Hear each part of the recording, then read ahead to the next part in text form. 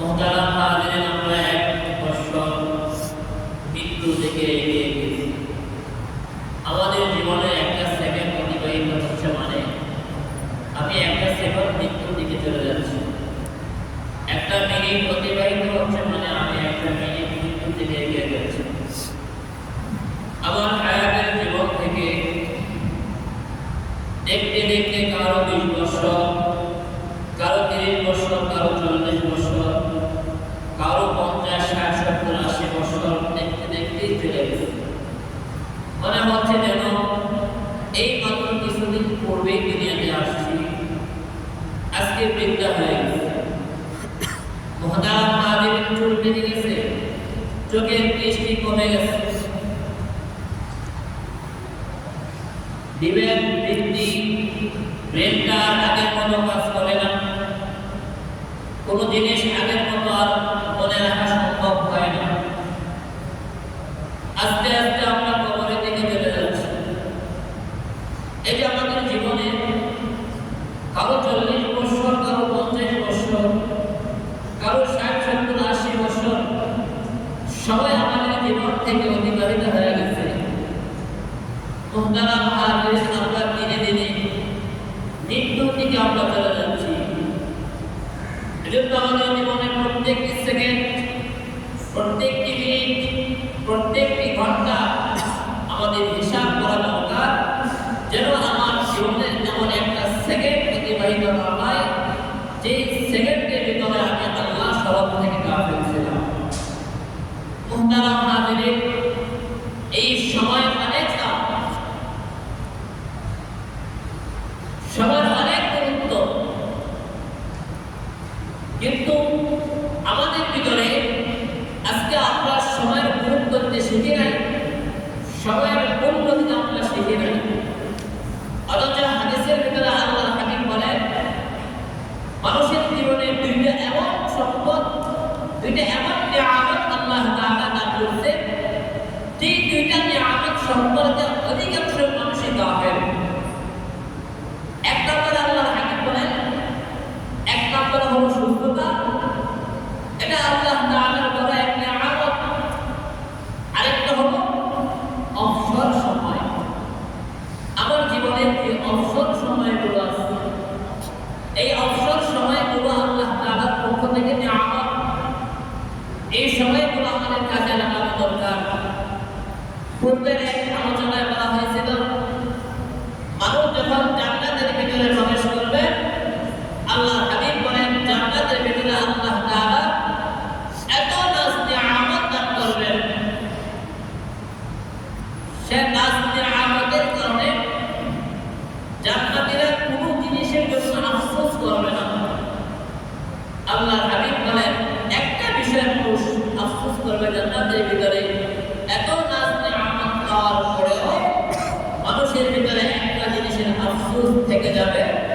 আল্লাহর হাবিব বলেন, ওই জিনিসটা হলো যেই সময়টা দুনিয়াতে সে অহেতুক ফাহিশা কাজে দুনিয়াতে বের করছে, অবসর সময় ছিল, সে ইচ্ছে করলে এই সময়টাকে কাজে লাগাইতে পারত, ইচ্ছে করলে এই সময়ের ভিতরে একবার সুবহানাল্লাহ বলতে পারত, একবার আল্লাহু আকবার বলতে পারত, একবার তাসবিহ পাঠ করতে পারত।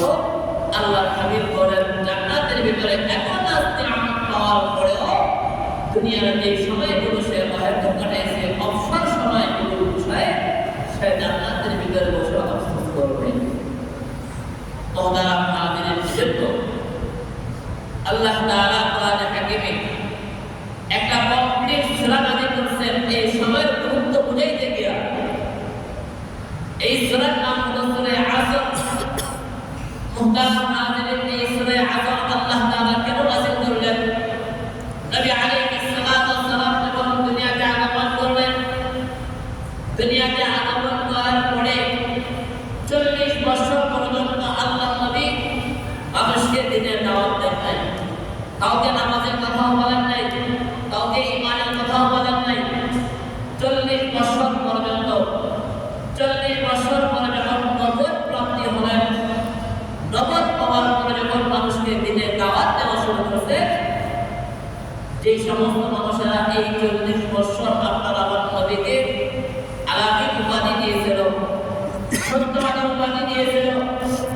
বিশ্বস্ত উপাধি দিয়েছিল। যখন নবী আলাইহিস সালাম দিনের দাওয়াত দেওয়া শুরু করলেন, তখন ওই সমস্ত মানুষগুলি আপনার আমার নবীকে ক্ষতিগ্রস্ত হিসেবে আখ্যা দিয়ে থাকলো।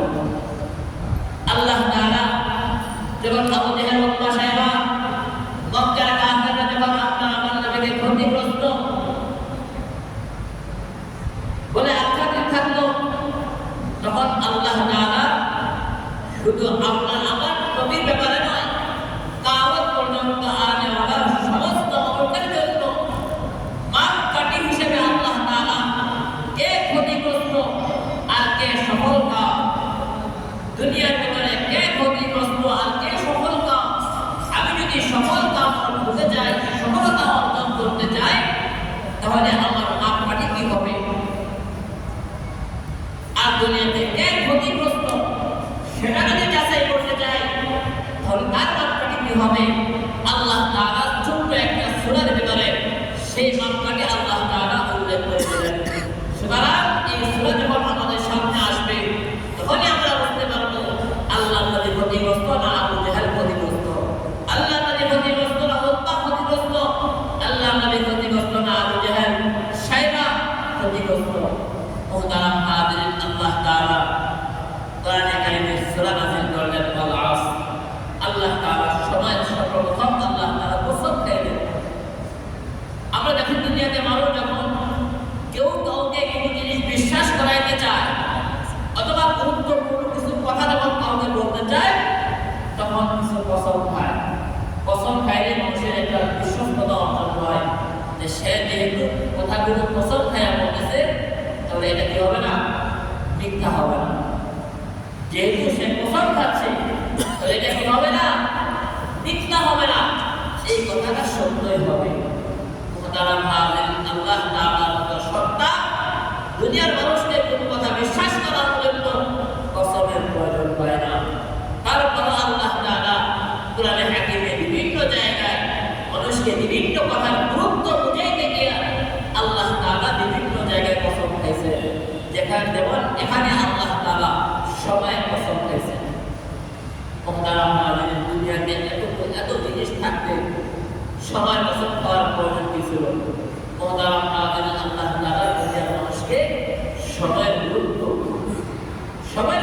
দুনিয়ার মানুষকে বুঝাইতেছে। মুহতারাম হাজিরিন, এই সময়টা একটা গুরুত্বপূর্ণ জিনিস। এটা বোঝার জন্য আল্লাহ তাআলা দুনিয়ার আরো অসংখ্য জিনিস থাকার পরেও আল্লাহ তাআলা সময়ের কসম খাইয়া দুনিয়ার মানুষকে বুঝাচ্ছেন এই সময় একটা গুরুত্বপূর্ণ জিনিস। মুহতারাম হাজিরিন, আল্লাহ তাআলা সময়ের কসম খাইয়া বলেন ওয়াল আসর ইন্নাল ইনসানা লাফি খুসর।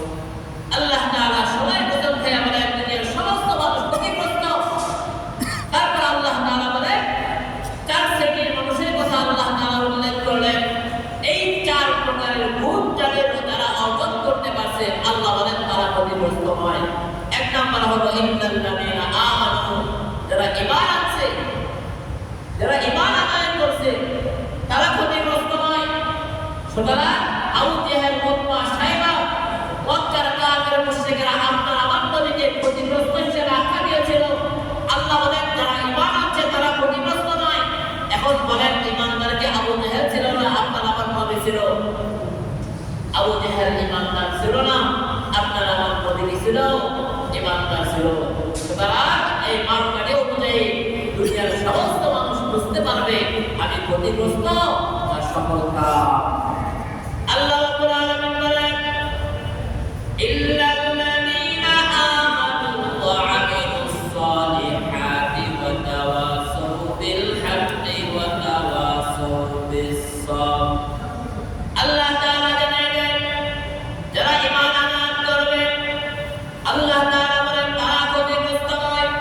আল্লাহ রাব্বুল আলামিন আরো বলেন যারা নেক আমল করবে, ঈমান আনয়ন করার পর যারা নেক আমল করবে, আমরা জানি মানুষের নেক আমল করো আল্লাহ তাআলার কাছে তখনই গ্রহণযোগ্য হবে যখন মানুষের ঈমান থাকবে।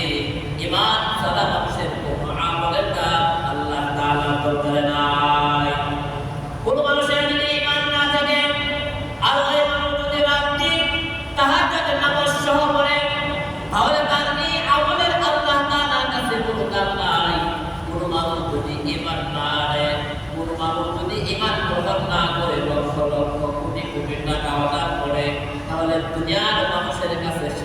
নিষ্ঠতা নবীর হতে পারে, কিন্তু ওই ব্যক্তির দাম আমার আল্লাহ তাআলার কাছে যারা পরিমাণও হবে না। এজন্য আল্লাহ তাআলা জানায় না যারা ঈমান আনার পরে নেক আমল করবে, আল্লাহ বলেন এই সমস্ত মানুষগুলো ক্ষতিগ্রস্ত নয়। দ্বিতীয়ত আল্লাহ তাআলা বলেন ইন্নাল্লাযীনা আমানু ওয়া আমিলুস সালিহাতি ওয়া তাওয়াসাউ বিল হাক্কি ওয়া তাওয়াসাউ বিস সাবর। আল্লাহ তাআলা দ্বিতীয় নম্বরে বলেন ওই সমস্ত মানুষগুলো ক্ষতিগ্রস্ত হয় যারা মানুষকে দিনের দিকে আহ্বান করবে, মানুষকে সৎ কাজের দিকে আদেশ করবে, দিনের দিকে নেকের দিকে মানুষকে আহ্বান করবে, দিনের পথে মানুষকে ডাকবে। মুহতারাম হাজিরিন, চতুর্থ নাম্বার আল্লাহ বলেন যারা সবর করবে, ধৈর্য ধারণ করবে। ঈমান আনার পরে অনেক বাধা আসতে পারে, এত বাধার উপেক্ষা করেও সবর করতে হবে, ধৈর্য ধারণ করতে হবে। নেক আমল করতে গেলে কষ্ট হবে, এই কষ্টের পর ধৈর্য ধারণ করে নেক আমল করতে হবে। মানুষকে যখন দিনের দিকে আহ্বান করতে যাব, মানুষকে যখন দিনের দিকে ডাকতে যাব, অনেক বাধা আসবে। এই বাধার পরেও যখন আপনাকে সবর করতে হবে, যদি এই চারটা গুণ কোনো মানুষ অর্জন করতে পারে, আল্লাহ বলেন সে কখনো ক্ষতিগ্রস্ত নয়। মুহতারাম হাজিরিন, তাহলে আপনারা আমার নবীর ব্যাপারে আল্লাহ তাআলা এই আয়াত নাযিল করে, এই সূরা নাযিল করে কিয়ামত পর্যন্ত আজ আমার সমস্ত মানুষের ব্যাপারে আল্লাহ তাআলা একটা থিওরি দিয়ে দিলেন যে এই সমস্ত গুণ, এই চারটা গুণ যারা অর্জন করবে তারা কখনো কি হবে না, ক্ষতিগ্রস্ত হবে না। মুহতারাম হাজিরিন, তাহলে আল্লাহ তাআলা আপনার আমাকে দুনিয়াতে পাঠিয়েছেন অল্প হায়াত দিয়া। দুনিয়ার মানুষ যখন ব্যবসা বাণিজ্য করে, ওই ব্যবসা বাণিজ্যের ভিতরে কে ক্ষতিগ্রস্ত আর কে সফল ব্যবসায়ী, এটা বোঝার জন্য মানুষ যখন ব্যবসা করে, সে যদি সে যেই পুঁজি নিয়ে ব্যবসা করেছিল তার যদি লভ্যাংশ এমন ভাবে আসে যে সে এই পুঁজির থেকে যদি লভ্যাংশ বেশি হয়, তাহলে দুনিয়ার মানুষ বলে সে একজন সফল কাম ব্যবসায়ী। আর যদি ব্যবসা শুরু করছে 2 বছর পরে পুঁজিও নাই, এখন অনেক সময় হয় না, ব্যবসা শুরু করছে 2 বছর পরে আর পুঁজিও খুঁজে পায় না, তাহলে সে সফল কাম ব্যবসায়ী হতে পারে না। যদি ব্যবসা শুরু করার পরে 2, 4, 5, 10 বছর পরে যদি আবার লভ্যাংশ বেশি আসে, তাহলে দুনিয়ার মানুষ যেমন বলবে সে সফল কাম ব্যবসায়ী। মুহতারাম হাজিরিন, ঠিক তদ্রূপ আল্লাহ তাআলা আপনাকে হায়াত নামক জিন্দেগি সময় দিয়া, হায়াত নামক পুঁজি দিয়ে আপনাকে আমাকে আল্লাহ তাআলা দুনিয়াতে পাঠিয়েছেন। আমরা যদি আমাদের এই হায়াতের পুঁজিকে দুনিয়াতে খাটাইয়া ব্যয় করে যদি আমরা আল্লাহর জান্নাত অর্জন করতে পারি, তাহলে আমি সফল কাম। আল্লাহ রাব্বুল আলামিন বলেন আবার সুবহানা আনিন নারি ওয়া উদখিলাল জান্নাতা ফাকাদ ফাজ। আল্লাহ রাব্বুল আলামিন বলেন কিয়ামতের কঠিন ময়দানে আল্লাহ রাব্বুল আলামিন যে সমস্ত মানুষদেরকে জাহান্নামের আগুন থেকে মুক্তি দিয়া, জাহান্নামের আগুন থেকে আল্লাহ তাআলা নাজাত দিয়া তাদের জন্য জান্নাতের ফয়সালা করবেন। আল্লাহ তাআলা বলেন ফাকাদ ফাজ, ওই সমস্ত মানুষগুলো হলো প্রকৃত সফল কাম। তাহলে দুনিয়াতে বড় ব্যবসায়ী করে সফল কাম নয়, বড় চাকরিজীবী হলে সফলতা অর্জন করতে পারে নাই।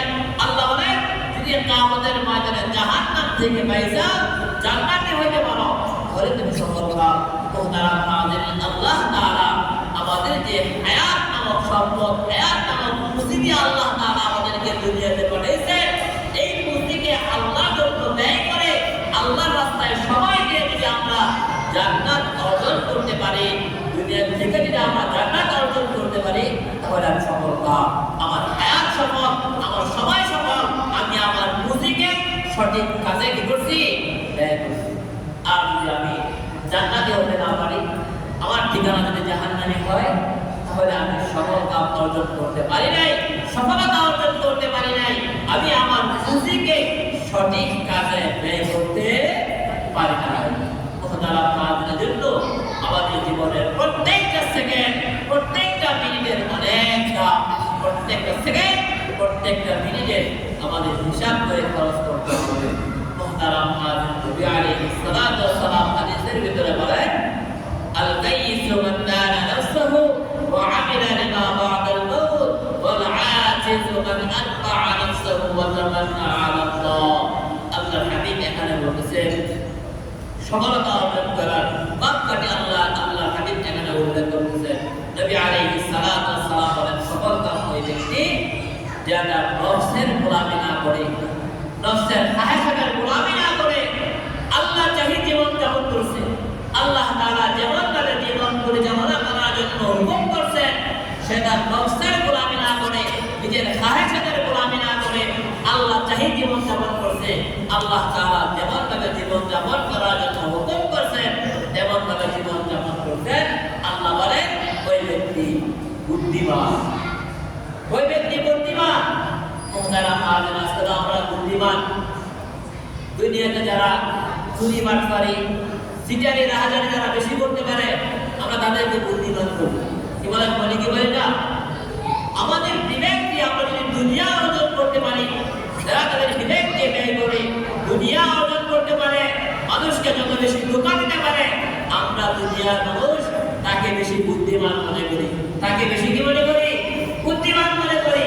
অথচ আল্লাহর হাবিব বলেন না, ওই ব্যক্তি কিনা বুদ্ধিমান নয়। আল্লাহর হাবিব বলেন আল কাইয়িসু মান দানা নাফসাহু ওয়া আমিলা লিমা বা'দাল মাউত ওয়াল আজিজু মান আতবা'a নাফসাহু ওয়া তামান্না 'ala আল্লাহ। নবী আলাইহিস সালাতু ওয়াস সালাম বলেন বুদ্ধিমান ওই ব্যক্তি যে তার নিজের নফসের গোলামি না করে, নিজের খায়েশাতের গোলামি না করে আল্লাহ তাআলা যেমন ভাবে চলার জন্য বলেছেন তেমন ভাবে চলেছে, সে তার আখিরাতকে সুন্দর করেছে, সে তার ঈমানকে মজবুত করেছে, নেক আমল দ্বারা সে তার আখিরাতকে সুন্দর করেছে। আল্লাহর হাবিব বলেন ওই ব্যক্তি হলো বুদ্ধিমান। নবী আলাইহিস সালাতু ওয়াস সালাম বলেন ওয়াল আজিজু মান আত্তা'a নাফসাহু ওয়া তামান্না 'ala আল্লাহ। আল্লাহর হাবিব বলেন নির্বুদ্ধ হলো ওই ব্যক্তি যে দুনিয়ার জমিনে আল্লাহ তাআলার হুকুম অনুযায়ী জীবন পরিচালনা করে নাই, তার নফস যেমন ভাবে চলছে যেমন ভাবে বলেছে সে তার নফসের অনুসরণ করেছে। নফস বলেছে এখন তোমাকে নামাজ পড়া লাগবে না, ওই ব্যক্তি নফসের অনুসরণ করতে গিয়ে নামাজ পড়ে নাই। নফস বলেছে তুমি ঘুষ খাও, নফসের অনুসরণ করতে গিয়ে ঘুষ খেয়েছিল। নফস বলেছে মিথ্যা কথা বলো, সে নফসের অনুসরণ করতে গিয়ে মিথ্যা কথা বলেছিল। নফস বলেছে জেনা করো, নফসের অনুসরণ করতে গিয়ে জেনা করেছে।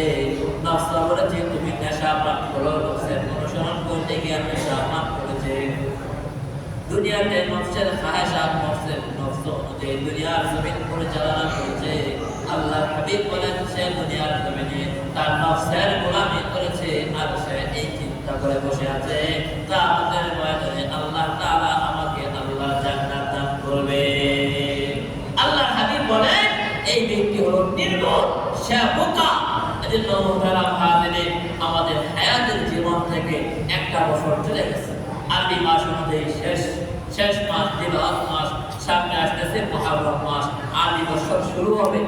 মুহতারাম হাজিরিন, অত্যন্ত দুঃখের বিষয় হলো আমরা মুসলমান হওয়ার পরেও এই আরবি মাসের হিসাব রাখা আমাদের জন্য খরচ ছিল। আমরা মুসলমান হওয়ার পরেও কখন আরবি মাস যায় কখন আসে সেটা আমাদের খবর থাকে না। আমরা দেখা যায় বাঙালি বাংলা বছরের খবর থাকে না, ইংরেজি নিয়ে খুব কি ব্যস্ত হয়ে আছে। অথচ বাংলা ভাষার জন্য আমাদের দেশে কিন্তু অনেক মানুষ করছে জীবন দেয়। সারা পৃথিবীতে এমন কোনো দেশ নাই যে দেশের মানুষ নিজের ভাষার জন্য জীবন দিচ্ছে। সারা পৃথিবীর ভিতরে একটাই দেশ যে দেশের মানুষ নিজের ভাষার জন্য জীবন দিচ্ছে, আর সেটা হলো বাংলাদেশের মানুষ। নিজের ভাষার জন্য জীবন দিচ্ছে, আর নিজের ভাষার জন্য যে দেশের মানুষ জীবন দিচ্ছে, আমরা সেই ভাষা দিবস উদযাপন করে 21শে ফেব্রুয়ারি দিয়া। কি বলেন? ঠিকই ঠিক না? হিসাব রাখছি কি দিয়া? 21শে ফেব্রুয়ারি। 21শে ফেব্রুয়ারি দিয়া যে আমি হিসাব রাখতেছি যে 21শে ফেব্রুয়ারি কি বাংলা না ইংরেজি? আমার দেশের মানুষের ভাষার জন্য জীবন দিয়েছে, আমরা সেই ভাষা দিবস পালন করি, কিন্তু হিসাব রাখতেছি 21শে ফেব্রুয়ারি দিয়া, হিসাব রাখতেছি ইংরেজি দিয়া। যে ভাষার জন্য জীবন দিল সেই ভাষার প্রতি আমার কোনো মহব্বত নাই, সেই ভাষার প্রতি আমার কোনো ভালোবাসা নাই। এই জন্য আমরা এই আরবি মাসের হিসাব রাখা আমাদের জন্য খরচ ছিল, কিন্তু দেখা যায় আরবি মাস কখন আসে কখন যায় এই বিষয়ে আমাদের কার কোনো দিনার খবর নাই। কি কিন্তু যখন ইংরেজি মাস শেষ হয়, যখন ইংরেজি বছর শুরু হবে, তখন 2-3 মাস আগের থেকে আমাদের প্রস্তুতি চলতে থাকে এই ইংরেজি মাসকে বরণ করার জন্য। অত্যন্ত দুঃখের বিষয়, আমি মুসলমান হিসেবে আরবি মাসকে বরণ করার জন্য আমার আগের থেকে প্রস্তুতি নেওয়া দরকার ছিল। এজন্য মুহতারাম হাজিরিন, আরবি বছর একেবারে শেষ। আমি আমার জীবনের এই 1 বছর চলে গেছে, আমি আমার জীবনের এই 1 বছর কি করলাম এখন আমাদের হিসাব মিলানো দরকার। আমাদের বিগত বছরগুলো আর এই বছর চলে গেছে, এই বছরটা হিসাব মিলানো দরকার। আমি আমার এই জীবনের 1 বছরের ভিতরে কয়টা নেক আমল করলাম, কয়টা গুনাহ করলাম, আমার এই জীবনের ভিতরে আমি কয়েকটা নামাজ ছুটে গেছে আর কয়েকটা নামাজ আমি আদায় করছি, এটা হিসাব মিলানো দরকার। মুহতারাম হাজিরিন, হিসাব মিলায়া যদি নেকের পাল্লা ভারী হয়, এই বছর আমি নেক আমল বেশি করছি, গুনাহ কম করছি, তাহলে আলহামদুলিল্লাহ। আর যদি দেখি না আমার এই বছরের ভিতরে গুনাহ বেশি হয়েছে, নেক আমল কম হচ্ছে, তাহলে জীবনের গুনার জন্য আল্লাহ তাআলার কাছে অনুতপ্ত হওয়া, আল্লাহ তাআলার কাছে কি করা, তাওবা করা। আল্লাহর হাবিব বলেন, আত-তাইবু মিনাত যামবি কামান লা যামবা লাহু।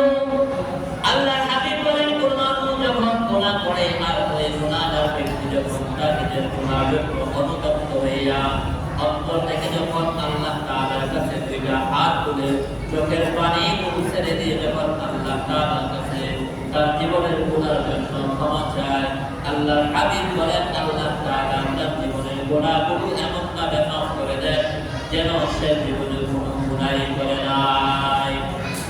আল্লাহর হাবিব বলেন, আত-তাইবু মিনাত যামবি কামান লা যামবা লাহু। আল্লাহ তাআলা তার জীবনের সমস্ত গুনাহগুলোকে ক্ষমা করেন। আল্লাহ তাআলা তার জীবনের সমস্ত গুনাহগুলোকে ক্ষমা করে একেবারে নিষ্পাপ করে দেন। আল্লাহর হাবিবের এই হাদিসের তাফসীর করতে গিয়ে বলেন, মানুষ যখন গুনাহ করে আর এই গুনাহগুলো যখন তার আমলনামার ভিতরে লেখা হয় আর ওই ব্যক্তি যখন এই গুনাহের জন্য তওবা করে, আল্লাহ তাআলা তার আমলনামা থেকে এই গুনাহটাকে আল্লাহ তাআলা মুছে দেন। যখন তার আমলনামা থেকে গুনাহটাকে মুছে দেওয়া হয়, তার আমলনামাটা ফাঁকা হয়ে যায়। আল্লাহর হাবিব বলেন, যখন তার আমলনামাটা ফাঁকা হয়ে যায়, আল্লাহ তাআলা ওই ফাঁকা জায়গাটাকে নেক দিয়ে আল্লাহ তাআলা পরিপূর্ণ করে দেয়। আল্লাহ তাআলা তার জীবনের গুনাহগুলো মাফ করে আল্লাহ তাআলা তার জীবনটাকে নেক দিয়ে আল্লাহ তাআলা পরিপূর্ণ করে দেয়। সুবহানাল্লাহ ওয়া বিহামদিহি। ইন্না মুহতারাম হাজিরিন, আজকে বাসায় গিয়া আমরা আমাদের এই বিগত 1 বছরের হিসাব মিলাবো। 1 বছর চলে গেছে, আমি আমার এই 1 বছরের ভিতরে কয়েকটা নামাজ পড়লাম আর কয়েকটা নামাজ পড়ি নাই, কয়েকটা নামাজ ছুটে গেছে, কয়েকটা নামাজ ইচ্ছা করে চললাম আর কয়েকটা নামাজ অনিচ্ছায় চলে গেছে। হিসাবটা মিলাইয়া যেই নামাজগুলো চলে গেছে সেই নামাজগুলো কাজা আদায় করার জন্য চেষ্টা করব। আমার জীবনের যে গুনাহগুলো হয়ে গেছে এই গুনাহগুলোর জন্য আল্লাহ তাআলার কাছে অনুতপ্ত হইয়া চোখের পানিগুলো ছেড়া আল্লাহ তাআলার কাছে তাওবা করব। আল্লাহ তাআলার কাছে তাওবা করলে আল্লাহ তাআলা আমাদের জীবনের সমস্ত গুনাহগুলোকে আল্লাহ তাআলা ক্ষমা করে দেবেন। মুহতারাম হাজিরিন, নতুন একটা বছর শুরু হবে, নতুন একটা বছর শুরু হবে।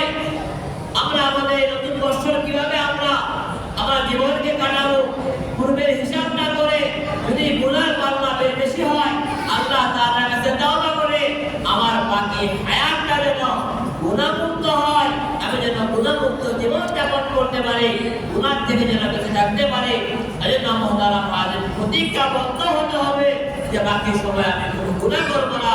আমার পূর্বে যে গুনাহগুলো হয়েছে ওই গুনাহগুলো ছাড়ার জন্য আমরা প্রতিজ্ঞাবদ্ধ হব, এই গুনাহগুলো আর করব না। আল্লাহ তাআলার কাছে খাঁটি দিলে খাঁটি অন্তরে আল্লাহ তাআলার কাছে তওবা করে ভবিষ্যতে গুনাহ না করার জন্য পাক্কা ওয়াদাবদ্ধ হইয়া আমরা আমাদের জীবনকে পরিচালনা করার চেষ্টা করব। মুহতারাম হাজিরিন, যদি এমন করতে পারি তাহলে দেখা যাবে আমার দ্বারা গুনাহ কম হবে। আর যদি একেবারে গাও ছেড়ে দিয়ে চলতে থাকি, হায়াত তো অনেক, বাঁচব তো বহুদিন, আর তওবা করার মতো সময় সুযোগ আরো বহু আছে। যদি এমন হয় দেখা যাবে আজরাইল চলে আসছে, আমি আর অনেক আশা নিয়ে বসে আছি, তাওবা করবো পরে, তাওবা করবো পরে, এমন আশা নিয়ে বসে আছি। আজরাইল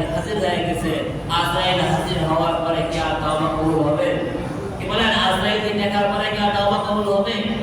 আজরাইলকে দেখার পরে আর তাওবা কি হবে না, কবুল হবে না। তারা হাজিরে আল্লাহ নবীকে সুসংবাদ দেওয়া হয়েছে, আপনার উপর মৃত্যুবরণ করার 1 বছর আগে যদি তাওবা করে তাহলে সেই তাওবাটাকে কবুল করা হবে। আল্লাহ নবী বলেন না, 1 বছর তো বহু সময় কমাইয়া আল্লাহ তাআলা সুসংবাদ দিলেন 1 মাস আগে তাওবা করলে তাওবা কবুল হবে। আল্লাহ নবী বলেন না, এটা অনেক সময়, 1 মাস। আল্লাহ তাআলা সময় কমাইতে বলছে আপনার উম্মতের যখন মৃত্যুর গড়গড়া শুরু হবে ওই সময়ের পূর্বেও যদি সে তাওবা করে, আজরাইলকে যখন সে দেখবে, আজরাইল যখন সামনে চলে আসবে, মৃত্যুবরণ করা যখন সময় হয়ে যাবে, এই মৃত্যুর গড়গড়া শুরু হওয়ার আগে যদি সে আপনার তাওবা করে, আমি আল্লাহ ওয়াদা দিলাম আমি তার জীবনের সমস্ত গুনাহগুলো মাফ করে আমি তাকে একেবারে নিষ্পাপ বানায় দেব। সুবহানাল্লাহ। এজন্য মুহতারাম হাজিরিন, আজরাইলকে দেখার পরে তাওবা করলে আর কি হবে না, কাজ হবে না। মুহতারাম হাজিরিন, মুসা আলাইহিস সালাম যখন নীল দরিয়া পার হচ্ছিলেন, নমরুদ যখন পিছে যখন পানির নিচে চলে গেছে, ওই পানির নিচে যাওয়ার পরে ওই সময় কিন্তু সে কি বলছিল, ঈমান আছে। ওই সময় সে ঈমান ছিল যে যখন দেখছে আর বাঁচার কোনো উপায় নাই, বাঁচার কোনো রাস্তা নাই, বাঁচার সব রাস্তা বন্ধ হয়ে গেছে, ওই সময়ও সে এখন ওখানে কি করছিল, ঈমান আনছিল। কিন্তু মৃত্যুর গড়গড়া শুরু হয়ে গেছে, ওই সময় ঈমান আনলে আর কি হবে না, গ্রহণযোগ্য হবে না। এজন্য মুহতারাম হাজিরিন, আজরাইল সামনে চলে আসলে তখন তাওবা করলে আর পাপ হবে না। আজরাইল সামনে আসার পূর্বে আমাদেরকে তাওবা করতে হবে। এজন্য মুহতারাম হাজিরিন, বিগত যে বছর চলে গেছে হিসাব মিলায় দেখি, যদি গুনার পাল্লা বেশি হয়, আল্লাহ তাআলার কাছে নীরবে বসে আল্লাহ তাআলার কাছে 2 হাত ধরে চোখের পানি ছেড়ে দিয়ে আল্লাহ তাআলার কাছে তাওবা করি, জাহান্নামের ভয় অন্তরে নেয়া যদি আল্লাহ তাআলার কাছে তাওবা করি, জাহান্নামের ভয় অন্তরে নিয়ে যদি 2 চোখের পানি 1 ফোঁটা পানি যদি বের করতে পারি, আল্লাহর হাবিব বলেন আল্লাহ তাআলা তার জীবনের সমস্ত গুনাহকে আল্লাহ তাআলা মাফ করে দিবেন। এজন্য মুহতারাম হাজিরিন, আমরা আমাদের জীবনে হিসাব মিলাই, আমি আমার এই জীবন দ্বারা আল্লাহ তাআলা যে হায়াত নামক সম্পদ আমাকে দান করছেন, 60-70 বছর যে জিন্দেগির সময় আল্লাহ তাআলা আমাকে দিয়েছেন, এই জীবন দিয়ে আমি সফলতা অর্জন করতে পারলাম না, আমি ব্যর্থ হয়ে গেলাম। একজন ব্যবসায়ী 10 বছর ব্যবসা করার পরে যদি খুঁজে না পায় তাহলে সে ব্যর্থ ব্যবসায়ী। আর 10 বছর ব্যবসা করার পরে যদি তার লভ্যাংশ দ্বিগুণ হয়, সে সফল কাম ব্যবসায়ী। মুহতারাম হাজিরিন, ঠিক তদ্রূপ আল্লাহ তাআলা 60-70 বছর জীবন দেওয়ার পরে হিসাব মিলায় যদি দেখি নেকের পাল্লা বেশি হয়, আমি জান্নাতি হতে পারবো, এমন একটা ভরসা যদি অন্তরে থাকে, তাহলে আমি সফল কাম। আর যদি দেখি যে না, আমল মতো কিছুই নাই, নেক করতে কিছুই নাই, সব গুনার গুনাহ, তাহলে আমার গোটা জীবনটাই ব্যর্থ।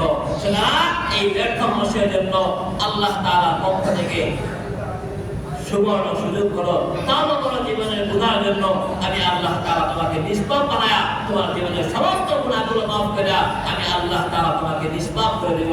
জন্য মুহতারাম হাজিরিন, পূর্বের জীবনের হিসাব মিলায়া যদি গুনার পাল্লা বেশি হয় দেখি আল্লাহ তাআলার কাছে তওবা করব, বাকি হায়াতটা বেশি থেকে বেশি নেক আমল করার প্রতিজ্ঞাবদ্ধ হব। আল্লাহ তাআলা আমাদের প্রত্যেককে জীবনের প্রত্যেকটি হায়াতে বেশি থেকে বেশি নেক আমল করার তৌফিক আল্লাহ তাআলা আমাদের প্রত্যেককে দান করুন। গুনাহ থেকে বেঁচে থাকার তৌফিক দান করুন। জীবনের সমস্ত গুনাহের জন্য আল্লাহ তাআলার কাছে শর্মিন্দা হইয়া